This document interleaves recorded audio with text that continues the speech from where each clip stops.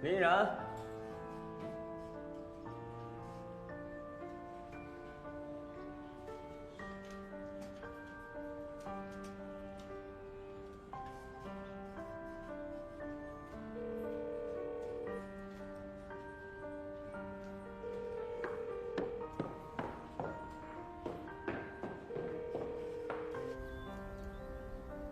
怎么不接电话呀？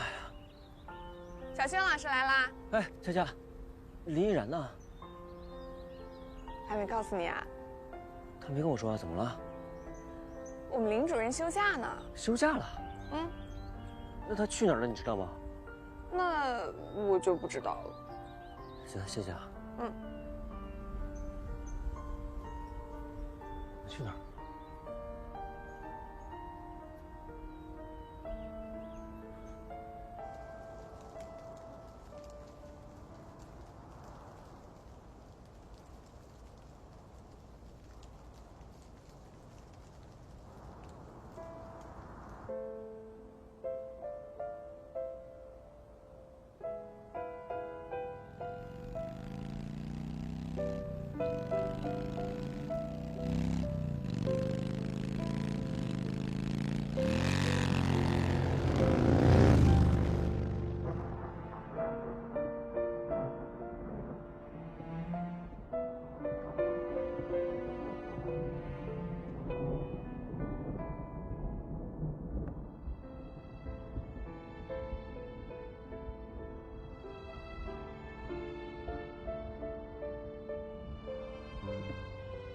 啊，都过去了，我爸他也醒了，你别那么难受了。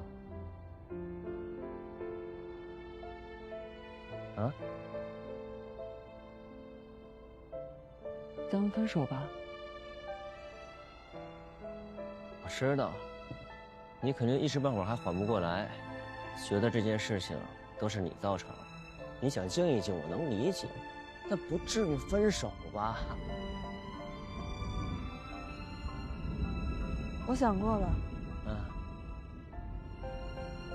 只有分手，才是对你我都好的结果。好个屁！你这么想就不对，林依然。啊，你是不是觉得我爸妈都会怪你啊？没有，他们都特理解你。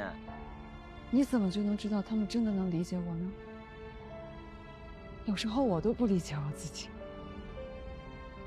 因为你没有经历过我那样的原生家庭，所以你不懂。你知道吗，宣言？我跟你在一起的时候，我感觉我自己就是个累赘。你没有觉得自从咱们在一起了之后，你家的麻烦就没断过吗？就这样吧。不是你干嘛这么想？哎，林依然，错的又不是你啊！啊？但她是我妈，我不能不管她。不管我怎么做，我都改变不了现状。你让我怎么做？没关系啊，我可以陪着你一起面对原生家庭啊！啊？你干嘛什么事都要自己扛着呀？你又不是神仙，你不要过度的要求自己好吗？那曾经的不幸不代表现在会一直不幸下去，对吗？你比我可强太多了吧？我爸妈他们都特喜欢你呢，啊？就这样吧，至少让我挺愿意的。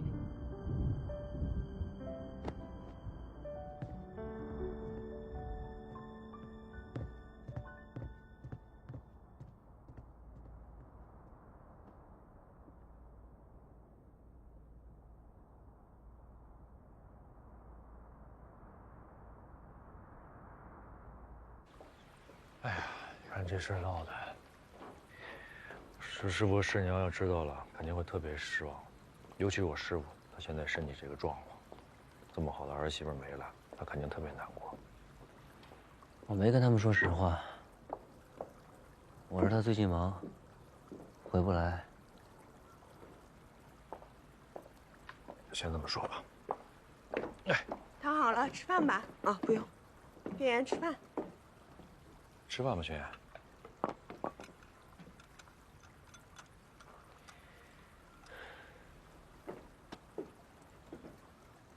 宣言，你别太担心了，过几天我再去劝劝依然，好吗？先吃饭，好不好？哎，我没事，我回去了，困了。轩言，我没事儿，饭得吃。没那么饿，不想吃了。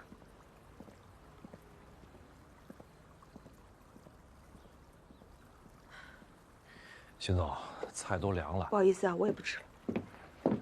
辛总，辛总，昨天小星的老师把我叫到学校去了。小星最近情绪很不好，经常跟同学打架。我把他狠狠地骂了一顿，结果他当着老师的面和我大吵了一架，死活不让我参加明天的家长会。他说如果明天我去了，他这辈子都不会再见我了。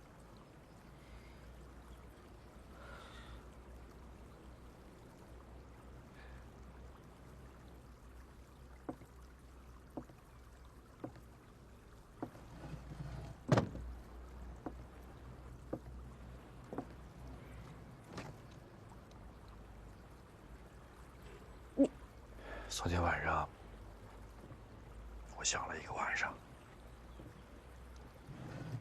问题的根源在我。小星的妈妈去世那段时间，正赶上我们厂经济压力大，什么事情都不顺，我的脾气也不好。也就是那个时候，我对孩子缺乏耐心的指导和关爱，教育方式上更是简单粗暴，动不动就对他好。肖会长，你知道你自己最大的问题是什么吗？是你不知道小新他最怕的是什么？是他5岁那年就认定了的事情，爱他的人是会离开的。小新从来都不是一个什么有问题的孩子，相反，他是一个带着自己幼年创伤还在努力成长的孩子。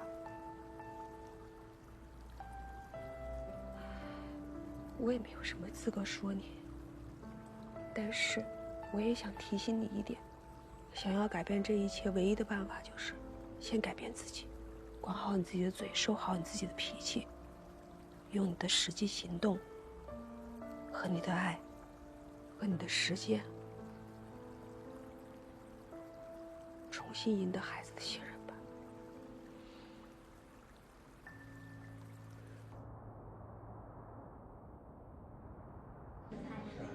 孩子被打了，他们家人没出现过，你一定要给我个说法。我们会后说啊，再来说。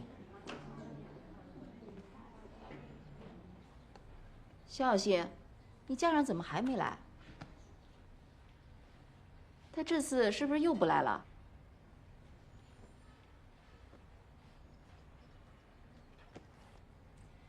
那我们就不等了，我们现在就开始吧。不好意思啊，各位，我迟到了。老师你好，我是肖小星的家长。哦，那你请坐吧。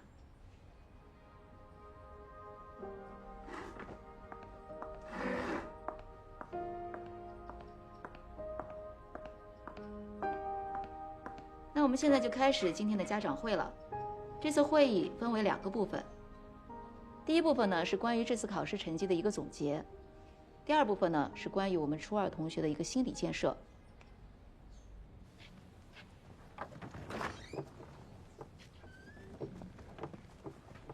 师傅，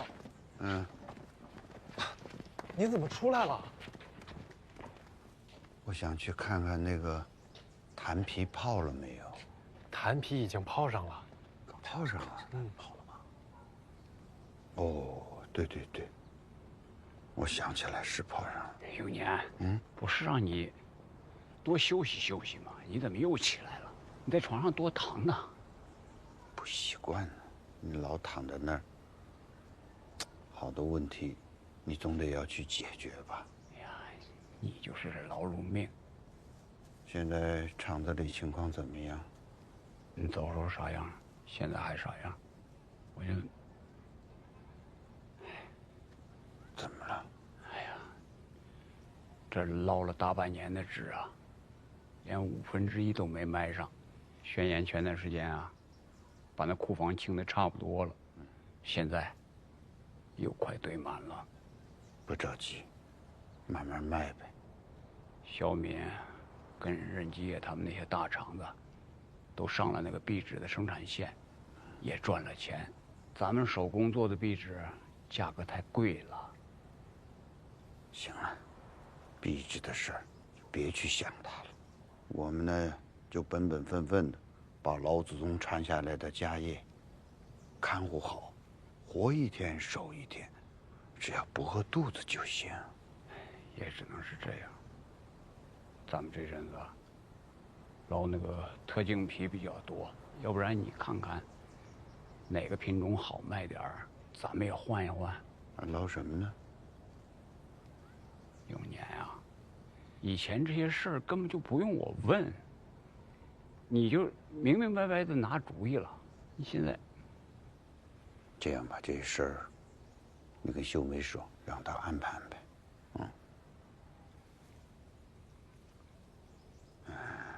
这些天呢，我都一直躺着想了很多事儿，但是呢，我就拿不准。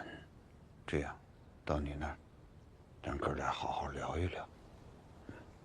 走。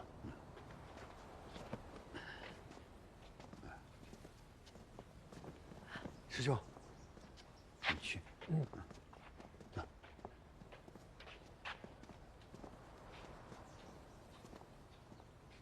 来，慢点儿。哎。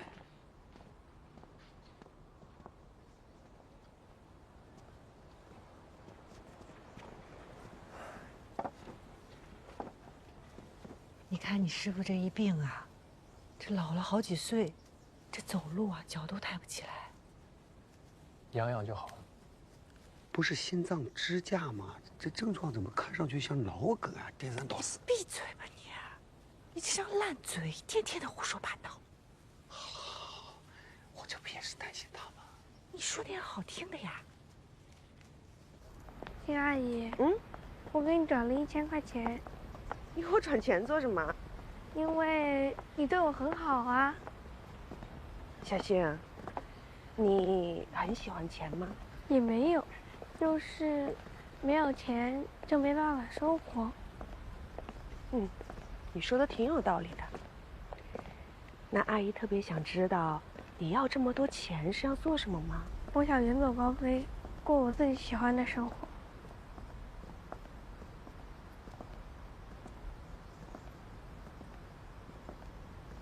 对了，小星，你想不想知道怎么样才可以成为一个超级大富翁的秘密？想。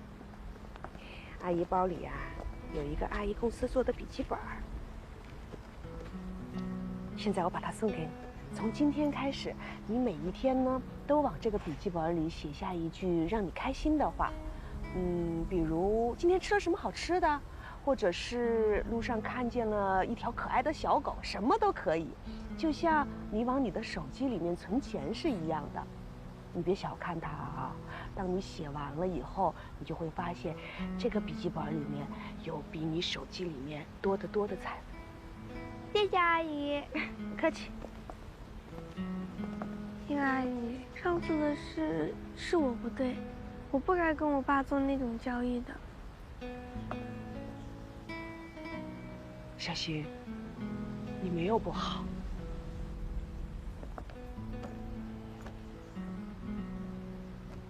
是我们大人做的不好。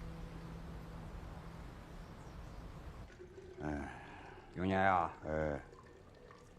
这回出院以后，感觉到怎么样啊？谢谢。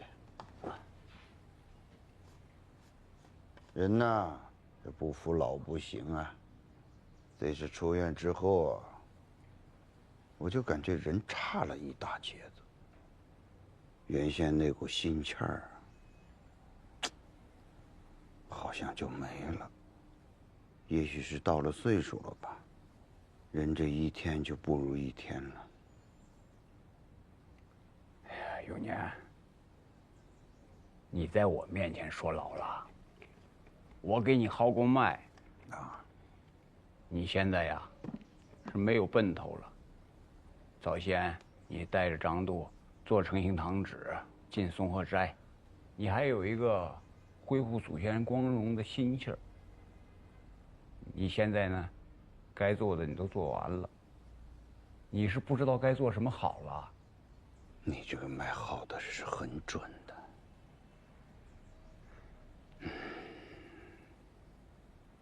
我在想，我干脆把工厂，还有这一摊子，尽早的交给轩辕吧。老祖宗留下来的产业，也应该早一点让他担着，早点担比晚点担强啊。好在我们两个都在，还能帮着他把把关。轩辕这孩子呀，知书达理，跟他好好说说，应该行。要真是那样的话呢，我就可以把剩下的时间，让我专心一意的去搞出一张好纸出来，那样我可以告慰祖宗了。这样好，妥当，做一张好纸，你就又有奔头了。是。菜齐了，可以开饭了，开动吧，尝尝阿姨的手艺。来，先尝一下鸡翅，谢谢。这个是我的拿手菜。怎么样？好吃，比喜旺饭店做的好吃多了。你可真会夸人，阿姨给你剥个虾啊。怎么样，咸不咸？不咸，好喝。我给你做饭这事儿，你可不能告诉你爸。这是我们俩之间的小秘密，好吧？好，4个字，宝贝，4个字，有音乐。走过来，耳机戴上，等等，4个字。DJ 打碟。耶，猜对了，给你饭。好了。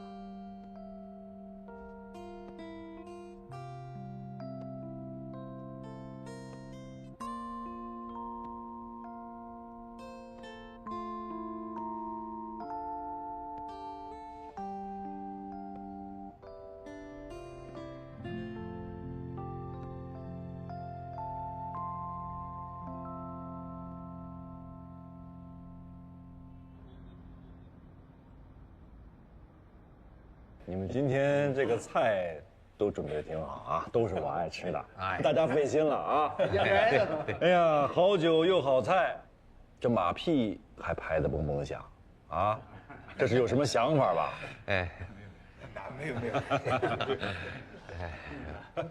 没有，要我说呀，咱们有什么事儿就直接跟明哥说，别绕弯子了啊，又没外人，有什么不好意思的？哎呀，想从别人兜里掏钱，又找不到一个更好的理由，这换谁都不好意思啊。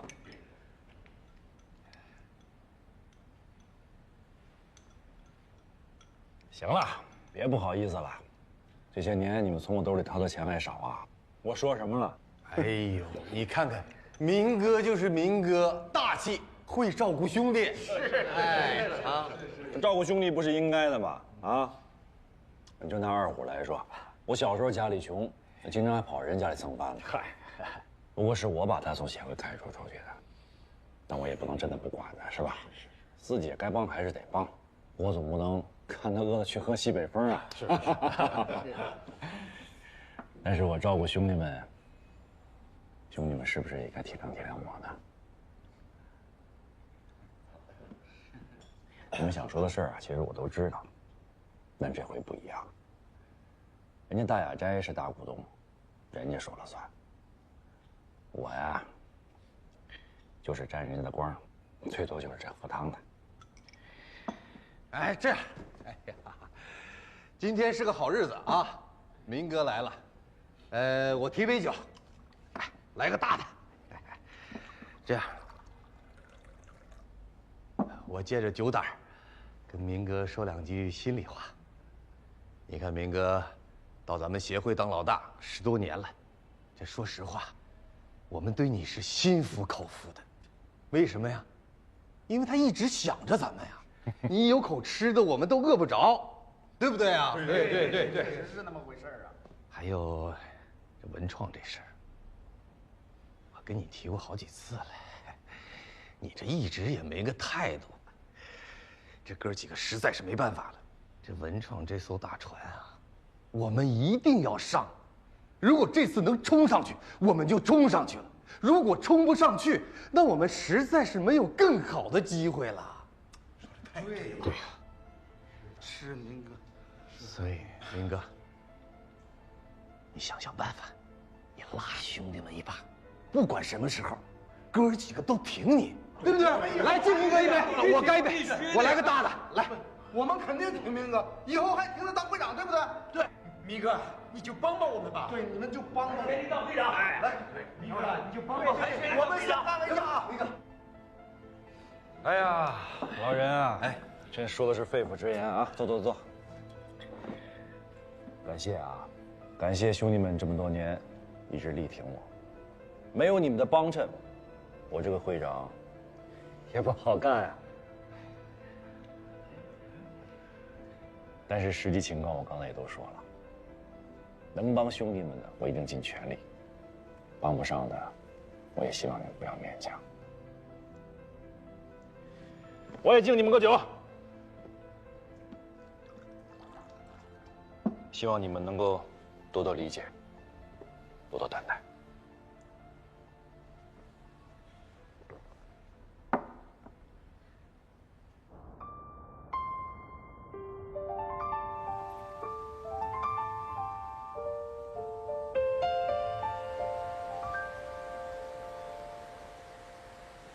明哥啊，你这会长怎么当的呀？啊，这些年连个知心的兄弟都没有。这知心的兄弟有你这一个就行了。行了，要那么多干什么呀？说说吧，到底怎么回事？嗨，我不能带他们挣文创的钱。谁能带他们赚钱，他们就依附谁。有奶便是娘，这很正常。他们这个时候给我搞这个鸿门宴，无非就是敲打敲打我，给我摊摊牌。哎，你跟我说句实话啊，说真心话，你是不是舍不得这个会长？哎呦，那又不拿枪又不带响的，这会长有什么舍不得？人心呐，暖不热，拢也拢不住。仁义道德在这栗子面前，还不如那门帘挡风。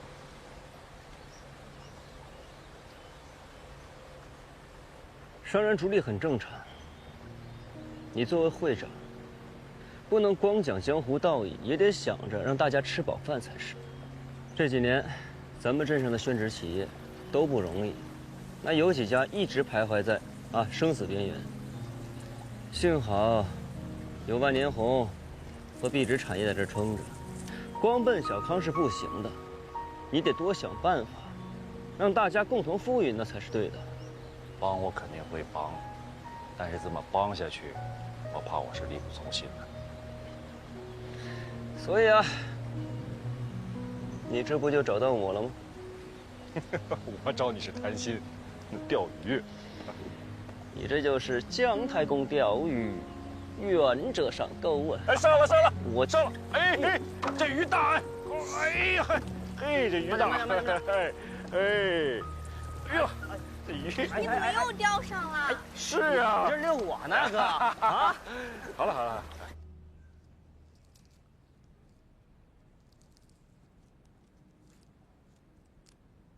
啊，这个啥鱼？不要。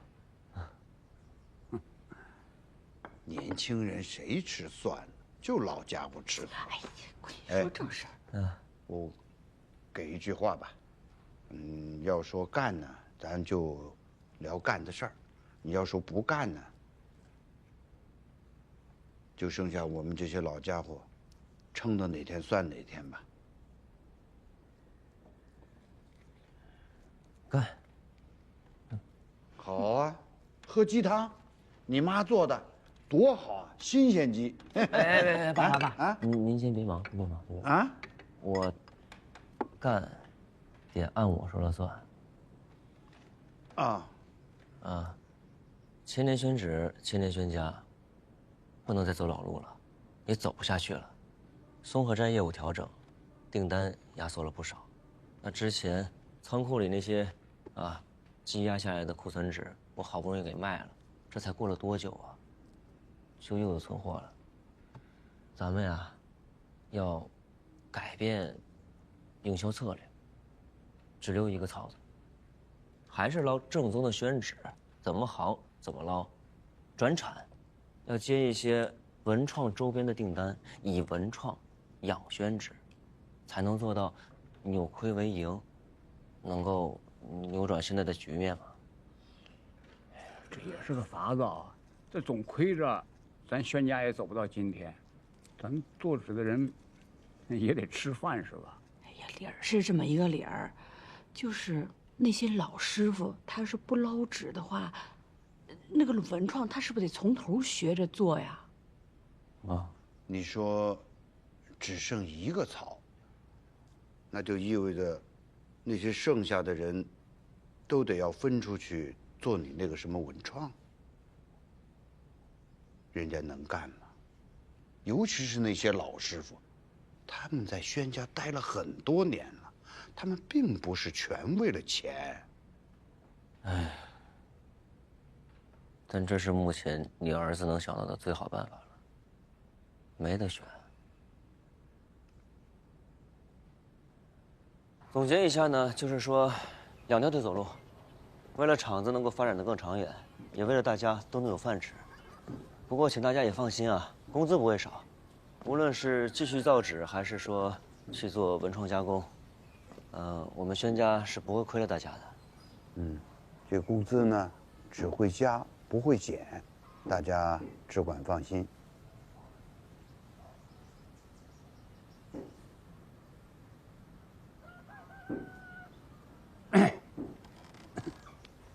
是这样啊，把大家伙啊招呼过来呢，就是想商量一下，有话吗？就直接说嘛啊。对。哎呦，我妹妹在大雅斋是做文创嘛，这一个月才3、4千块钱的。哎呀，所以说嘛，就算咱们有些师傅转型了，那宣言不给大家降工资，放心。不是这个意思啊，秀梅姐，我们下纸一个月拿6、7千，我们拿的心安理得，花的理直气壮的。可是你们搞文创啊，雇个小工就3、4千块钱就够了，这上下差着好几千呢。你们愿意给，我们拿了心里也别扭呀。哎呀，孙阿姨，不是这么理解的。你想啊，这厂子以后做大了，你一当上领导，什么都不用干，挣比这还多呢。哎呀，那是以后啊，现在是现在嘛。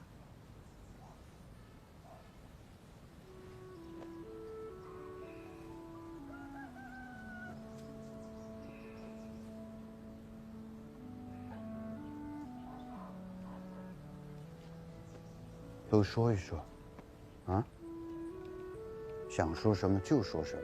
这工厂呢，现在就交给宣言管了，但是我不会走的，我会保证大家以后不会受到什么委屈。对，那个马杆、小鱼，你们也说说，别我这还没上任呢，就扣上了一个让大家受委屈的帽子。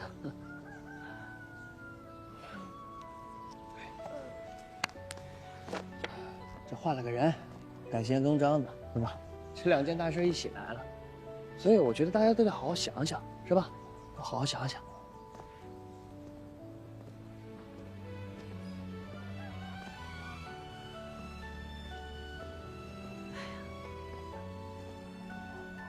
也好，也好，再想一想，考虑考虑，考虑成熟了，我们再聊啊，好吗？好呀，好呀，那我们干活了。好嘞。走了，跟个木头似的，干什么？这个，那大家就先想想，那我希望过2天开会的时候啊，大家有自愿能站出来到文创这边的，就当是帮我个忙了。好呀，好呀，谢谢。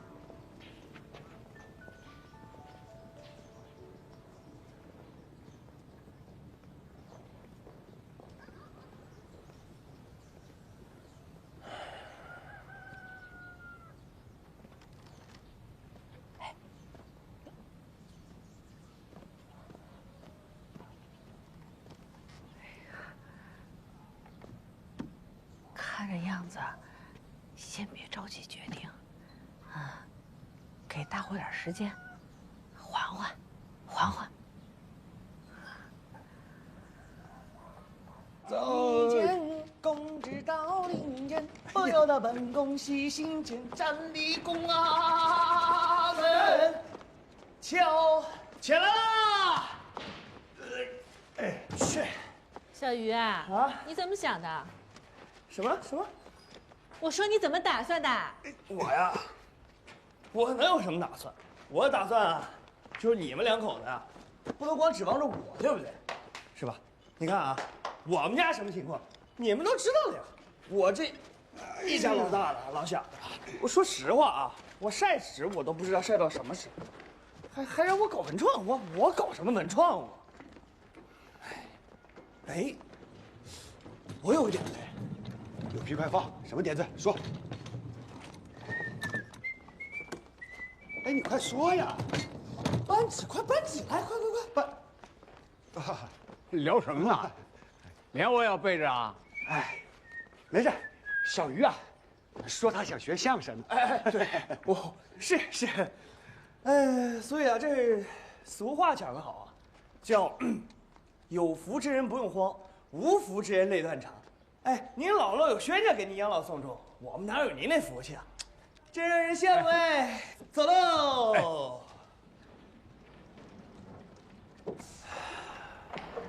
那走到今天这一步，那谁心里不难受啊？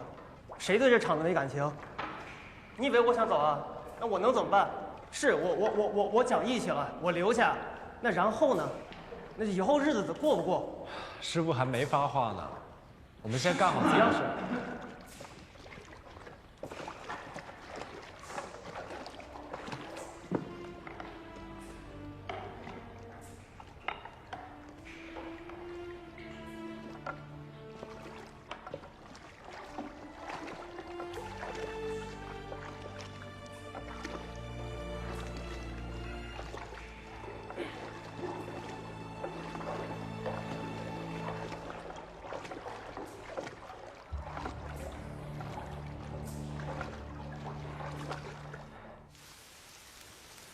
我的意思是啊，不用给他们股份，毕竟大雅斋也没有这个义务。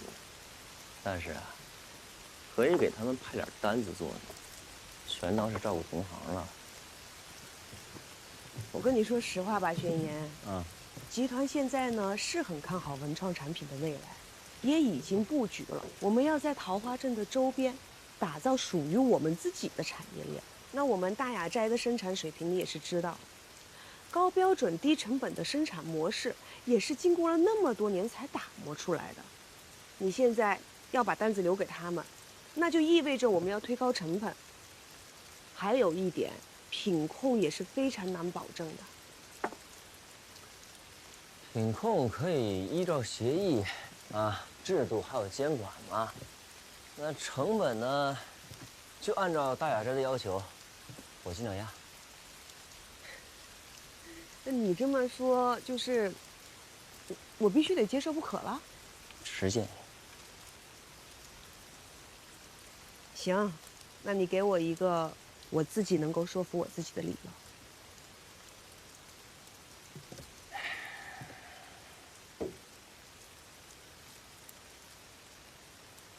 你就当是帮我一个忙吧。我是这儿的人，我希望这里的人越来越好。我希望桃花镇能越来越好。这种情感，你应该能理解吧？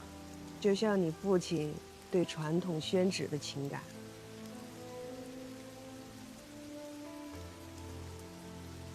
我发现一个问题啊，你们桃花镇的人做事情都特别愿意讲情感。你们不讲商业思维，也不去权衡利弊的，那有一个萧明这样的就罢了，怎么连你这种受过高等教育的新锐青年都不能免俗吗？这可能就是农耕文明遗留下来的乡土情结吧，我们的乡愁。你可以跟我讲乡愁，那我去跟董事长讲什么？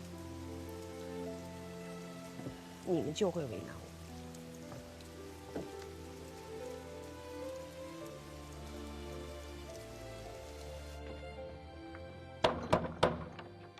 谁呀？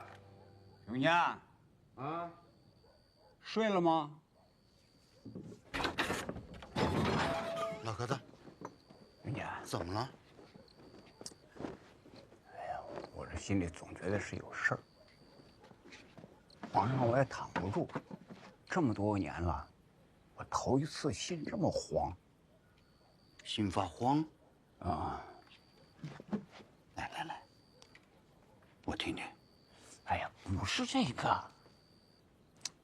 那你是？你是看到什么还是听到什么？我要能听到啥就好了。厂子里这帮人现在啊，说话都背着我，开始跟我藏着心了。这好事不背人，背人没好事。所以我想给你跟宣言提个醒，得做最坏的打算啊。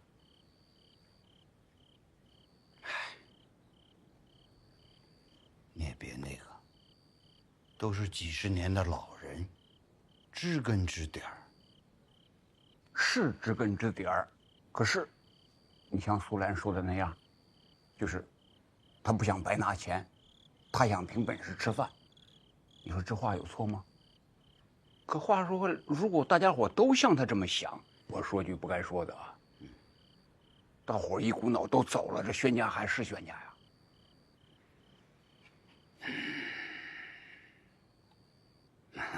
当然了，如果说宣家的人都走了，都不造纸啊，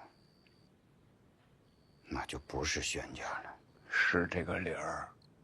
宣家这么多年，都是靠着他们，他们就是宣家的根脉。永年，无论如何，可不能让他们走啊。这事呢，这事我们得好好考虑考虑，想一想，不能有半点的闪失。这样，我再找宣言，好好说一说。你呀，把心安下来。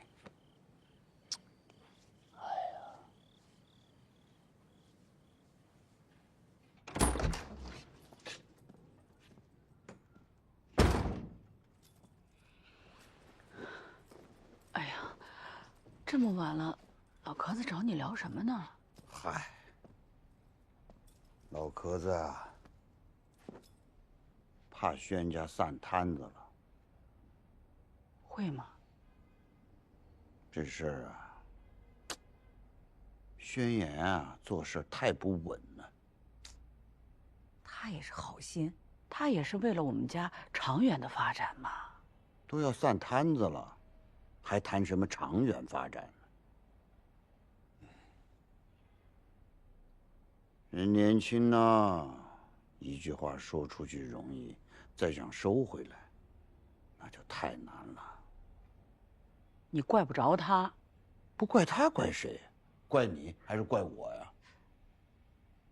就该是无理取闹，不跟你说了。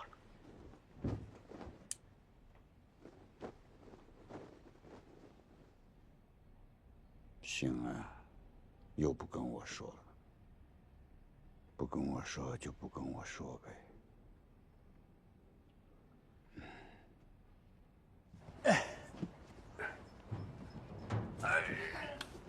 肖总啊，您这会儿在这，我跟您说一件事儿。您说，夏师傅。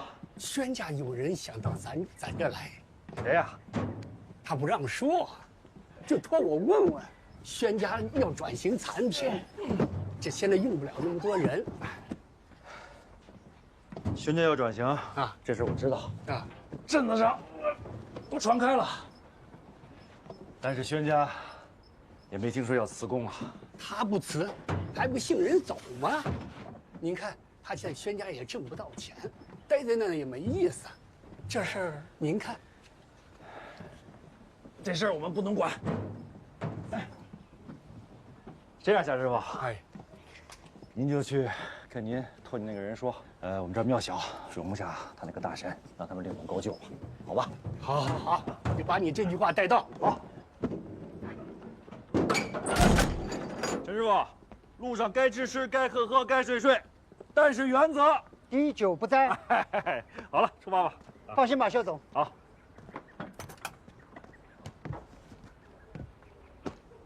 路上注意安全啊，劳逸结合。知道了，放心吧，肖总。按照目前的产能，满足市场需求没有问题。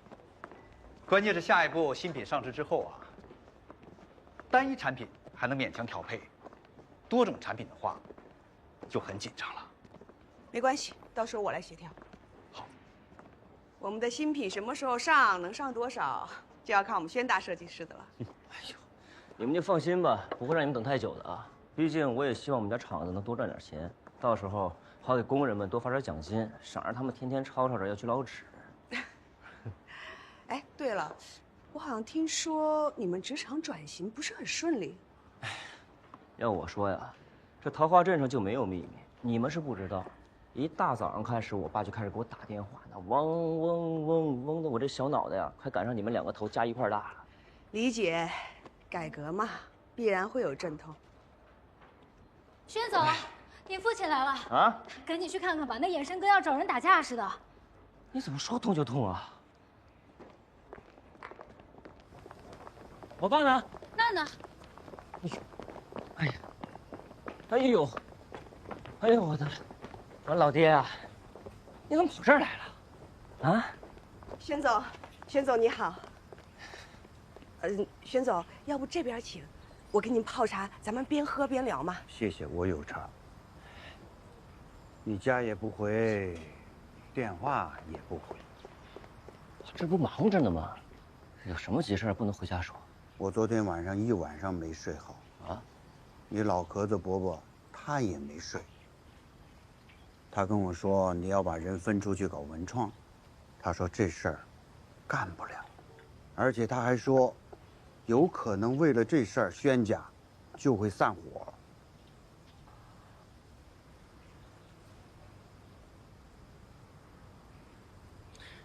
你们呀，少操点心比什么都强。会还没开呢，这么大的事儿，啊，你怎么着也得想周全了吧？最坏的结果你想到了吗？我问你，你要再开会，大伙儿都表示不去干那文创，你怎么办？那我就点将呗，让老叶说素兰阿姨跟马杆儿和我一起干文创，其他人我一个都不动。你为什么要这么安排？你得想清楚啊！说出个道道啊！你现在是个头儿，说话办事总得让大伙儿心服口服才行啊。轩总，您别着急，我相信宣言他是有处理办法的。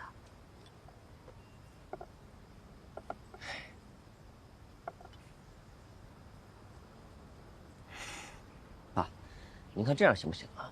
跟着我搞文创的，非但一分不少，我还每个人多给500块钱补贴。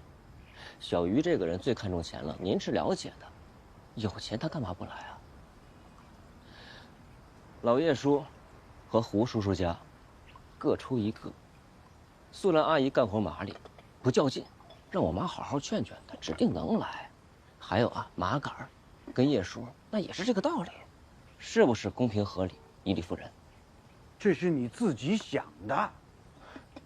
小鱼我们就不说他。苏兰老两口，那是晒纸的大师傅，那手艺技术那是顶呱呱的，而且两口子在一起干活多长时间了，比你的岁数都长。是。你凭什么要把人家两个分一个出去搞文创？啊，我们再说马杆儿，啊，你让马杆儿去搞文创，他能搞得了吗？他那丑脾气，他要拧起来，你能搬得动？人家老叶是要让马杆儿要掌握一门过硬的捞纸技术，日后有个依靠，好成家立业。退一万步说，就算是马杆儿跟你去搞文创，老叶他会同意吗？他不会干的。爸，我真服了你，事儿都没定呢，咱不瞎猜行吗？什么？我这是猜吗？我和这伙人在一起干活多长时间了，用得着我猜？这事儿太大了，对轩家来说，一步错，步步错。轩家的担子你现在已经担起来了，你什么事儿，你都得想明白。我再一次说明白，你现在就应该有睡不着觉的时候。睡得着觉，睡不着觉，这事儿他是不是都得办？行了，我们不废话，我就问你一句，啊，如果大伙儿都不像你想的那样，你去安排，他们就不去干文创，你怎么办？那我，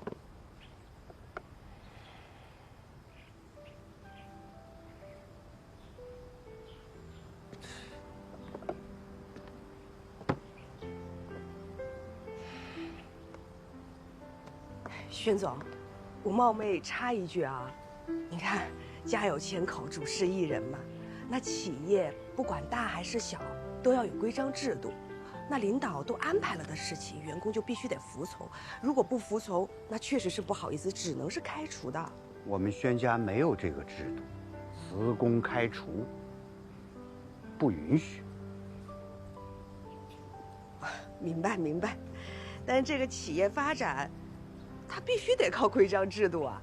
你看，就像我们大雅斋这一个集团化的公司，下面有那么多的人，如果我们不靠规章制度来约束这些，等你大雅斋到了1000年，你再来跟我说这话。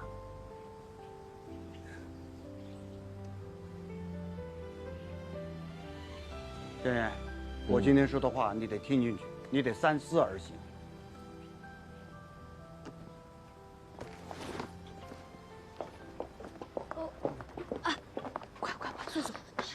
轩总慢走啊！我送送你。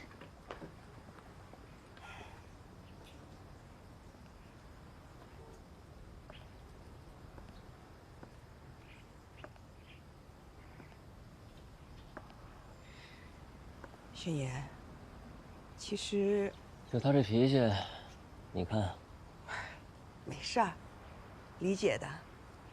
家族企业的转型难点就在这儿嘛，规矩多，包袱重。我们家的事儿啊，难办。不过我爸说的对啊，这事儿啊，咱还得多想想办法，考虑周全一点。但是我要提醒你啊，没有规矩就不成方圆。我就很奇怪，就开几个人而已，有那么困难吗？这你就不了解了。我们家与其说是一个小微企业，不如说就是一个大家庭。行了，咱们就不讨论这个了。现在呢，我就期待着你的新作品赶紧出来，把文创这条路做大做强嘛。嗯。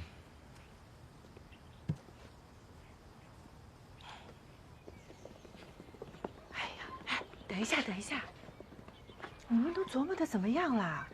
每次吃饭没有人讲话，搞得跟送灵一样。你怎么想的？我还是那句话，我们凭手艺吃饭，不白拿别人工钱。对呀，哎，这是做文创，你们哪个做过？这做不好，再拿别人那么多钱，心里不是个事儿。是这个意思呀？关键老轩家呀，没有辞工的这个规矩。你要是去辞，老轩肯定不同意。你要是硬辞，那怕是驳了这个情分呐。我可不这么觉得。你要是不直说，那才是薄了情分呢。哎呀，怎么还没来？哎呀，你们怎么回事？怎么不进来呀？人家都在等着呢，吃饭都不积极，快点快点！啊，来了来了，走吧。哎呀，先吃饭吧，吃饭。哎，爸，来，那咱们怎么办？一会儿啊，先好好吃饭，少说话，听他们说，啊。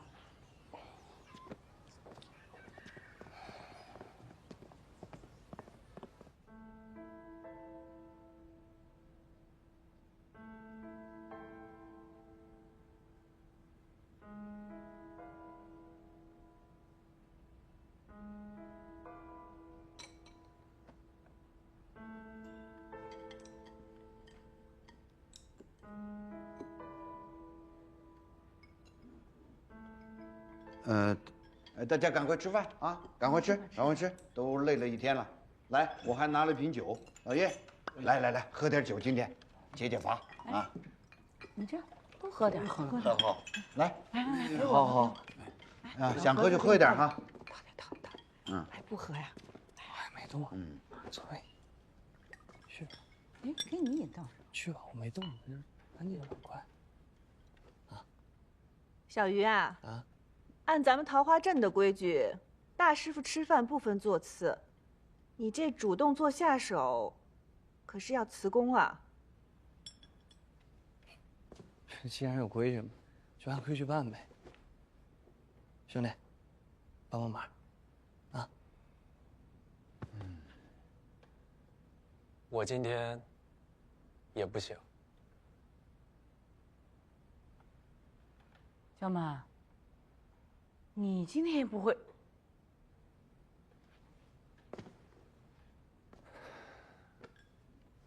师傅，师娘，我爸退休了，说我也该回红星厂了。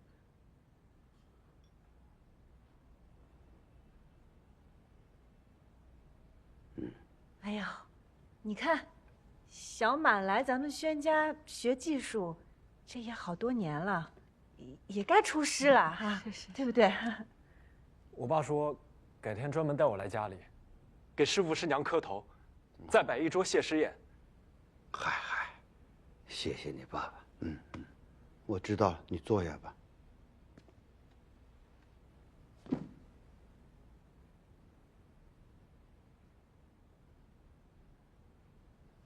小鱼师傅啊，你来到轩家虽然没有他们时间长，但是也有10个年头了。轩家呢是有老规矩的，就是嫌自己的工资少，可以慢慢涨，这事好商量。对，哎，小鱼啊，你是不是看最近轩家生意不太好啊？这么多年了，这轩家生意再不好，这师兄也没少大家的工钱呀。怎么在你们眼里我就是掉钱眼里了？那你不是为了钱，那你是为了什么呀？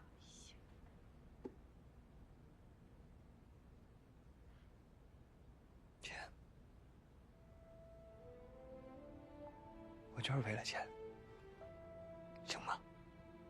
师傅，对不起，我妈病了，哎，所以我现在不管不了那么多，我呀，就是哪儿给我钱多，我就去哪儿，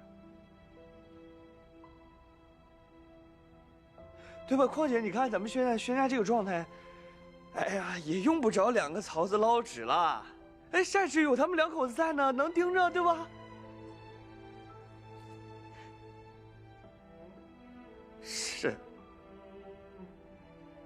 师娘，我欠轩家太多了，不想再欠了。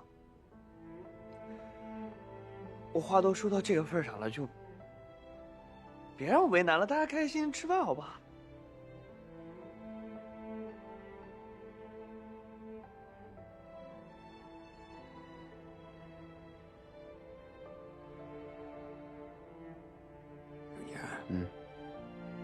强有那瓜不甜，就由他去吧。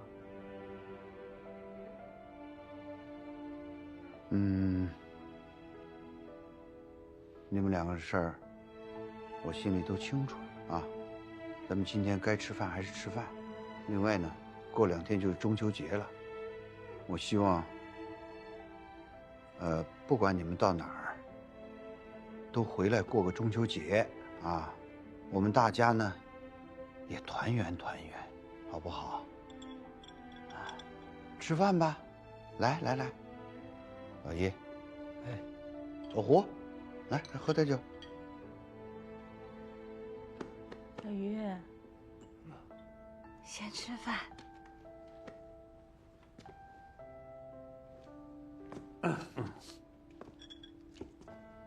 先吃饭。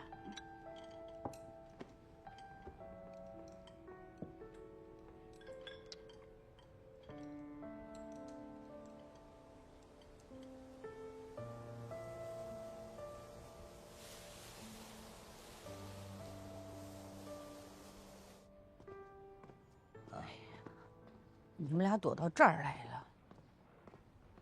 医生让你没事多躺着，好好休息，你就是不听是吧？范畴呢？哦，小满呀，也该走了，时间也到了。这小鱼呢，走了也好，也不耽误什么事儿。我刚才啊，跟秀梅商量好了，以后呢，就让叶师傅跟麻杆捞纸，我跟素兰啊，搭着手晒。胡师傅那个人呢，有把子力气，就让他去拌纸浆，做文创。其实这都好着呢，还是老宣家呀，祖宗保佑，福泽深厚，老天爷都给你安排好了。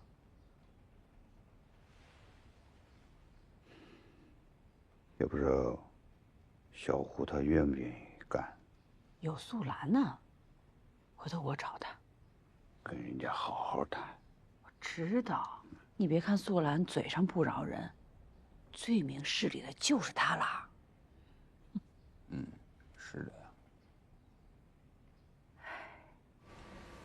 素兰，你们两口子来轩家的时候，轩言还在我怀里抱着呢。这一转眼，这么多年过去了啊。先不说轩家对你们怎么样，那你们两口子对轩家，那我是心知肚明。老胡这个人有手艺，我们从来都没有小瞧过他。可是这回真的是没办法了，只能委屈他了。姐，你这不是为难我吗？我知道，就凭你们两口子，那到谁家去，那不得烧着高香拜着你们呀？可是素兰真的是遇到难处了，没办法。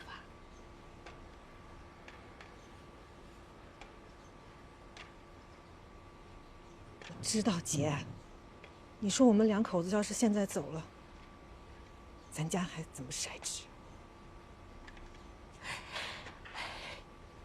素兰，这么多年你在轩家，我都把你当亲妹妹呢。你也知道，我从来都没有求过你什么，是不是？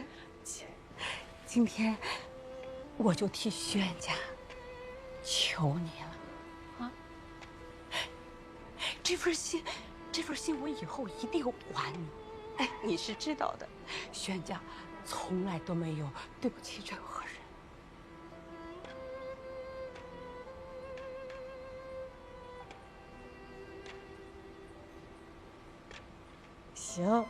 行，姐，你把心放肚子里，我去找老胡说。你快忙，我这就去忙。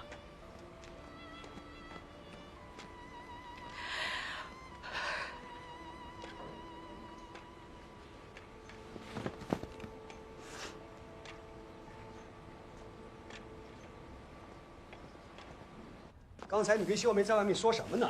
絮叨半天。没说什么，你那个过两天你去帮忙打浆，然后去把那个文创做一做。啊！哎呦，我就知道你耳根子软，人家一跟你说几句软话吧，你就不知道自己信什么了，是吧？哎呀，人家现在轩家是有难处了，我们这个时候要走了，这纸就晒不成了。哦，那你就罚我去打浆啊！啊，我胡万金在桃花镇。那去哪儿那都是当大师傅的呀！大师傅，你给我挣到金山银山了，钱不少你一分就好了。哎，他怎么不叫别人去？瞧得起你胡万金了。哎呦，这是瞧得起我了啊！你脑子是不是坏掉了啊？你脑不晒纸啊？这是晒纸师傅呀！我搞几年文创，那以后谁还记得我是晒纸师傅呀？我都答应人家秀梅姐了，你不好反悔的。你呀，我有一天终于会让你这个婆娘给气死呀！哎，你干嘛去啊？哎，老胡啊，你给我回来！老胡。